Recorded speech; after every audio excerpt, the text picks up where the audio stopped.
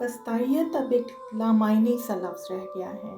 आँखों ने जो देखा, जो ज़ुल्म की दास्तानें सुनी, लोग ज़िंदा लाशें बनकर रह गए। इस तमाम बर्बरियत के पीछे के मुतहरकात ख्वाह कुछ भी हों, वो मकासद तो खैर हासिल नहीं हो सके और ना ही हो सकेंगे।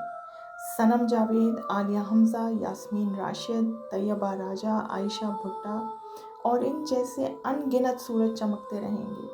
उनकी रोशनी में आपको अपना घिनौना किरदार नज़र आता रहेगा। आपको हर रोज़ नई साजिश, नया जुल्म ईजाद करना होगा।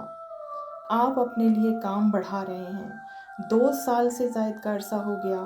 आपने अपने हामियों की तादाद में वाज़ेह कमी और पाकिस्तानियों जो कि अब पीटीआई ही के हामी हैं, उनके जुनून आज़ादी को हवा दे दी है।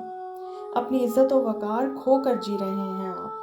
सब कुछ आपका लुट गया। जिन्होंने ज़ख्म खाए वो तो मुंदमिल हो जाएंगे। आपकी गई हुर्मत वापस कमाने में बहुत वक्त लगेगा।